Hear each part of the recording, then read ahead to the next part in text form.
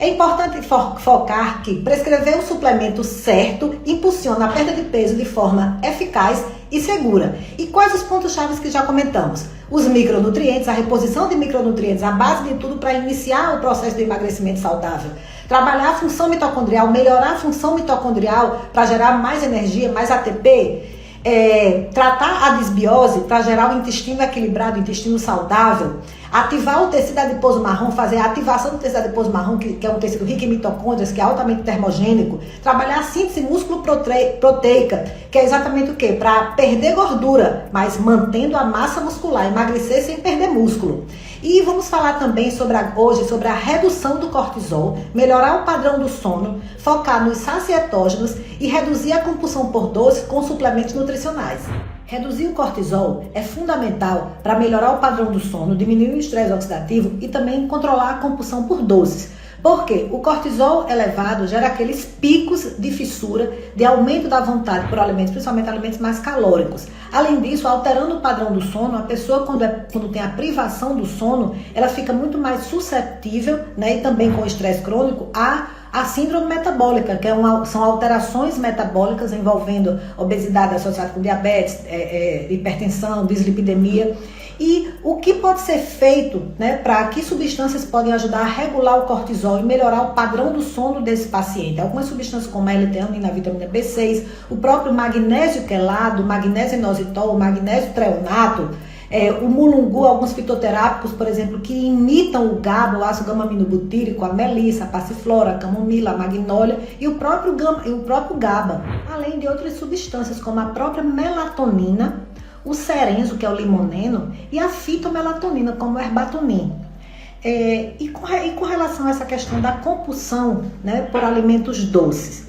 Então, existe na realidade algum suplemento que diminua? Então, muitos me perguntam se existe uma formulação comprovada, né, para diminuir esse desejo pelo açúcar.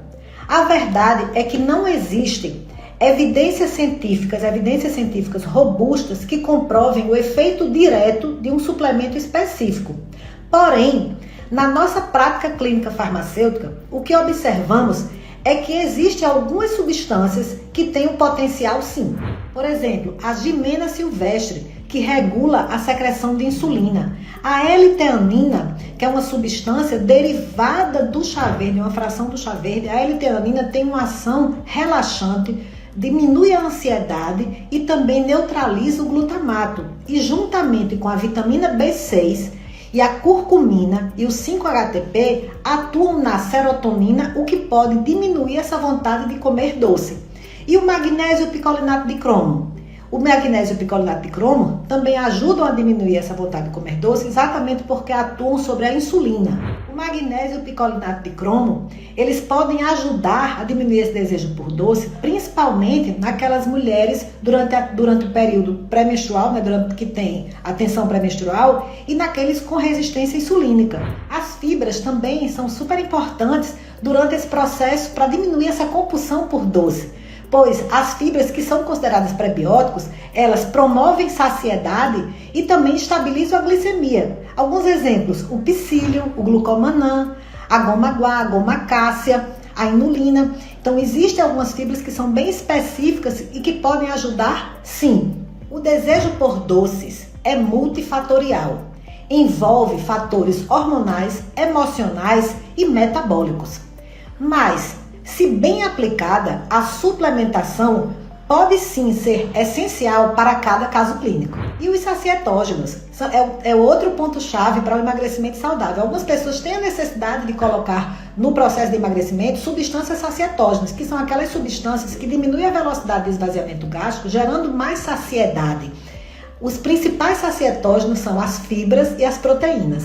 As fibras e as proteínas são as substâncias mais sacietógenas que existem, pois elas vão controlar a obesidade, dar saciedade, regular o apetite, além de ajudar no controle da permeabilidade intestinal, o que vai diminuir a inflamação. As fibras, elas contribuem para a saúde intestinal, vão controlar a permeabilidade intestinal e ainda melhoram o funcionamento das mitocôndrias. Exemplos de fibras: psyllium, goma-guá, goma-cássia, espirulina. o Fibergan, né, que é a goma cássia, a inulina, a polidextrose, existe também o glucomannan. Então, essas fibras, muitas vezes a gente faz uma combinação, né, de agentes, de fibras, para fazer um suplemento com mucilagens, né, um suplemento sacietógeno. E as proteínas. As proteínas também têm sua importância para a saúde intestinal, né, para o controle da permeabilidade intestinal quando consumidas de forma equilibrada. A proteína, ela vai ajudar a evitar o reganho do peso e também ajuda na manutenção do peso perdido. São exemplos de proteínas que têm essa capacidade sacietógena, os peptídeos bioativos de colágeno hidrolisado e também o whey protein, que é a proteína do soro do leite, que também pode ser a proteína vegetal, da ervilha, do arroz. Então, esses, a gente comentou hoje, os pontos chaves. Nós falamos sobre os reguladores, né, do cortisol, que vão ajudar no padrão do sono, diminuir o estresse oxidativo. Falamos também das substâncias sacietógenas e das substâncias para controlar a compulsão por doce. Formule com a gente.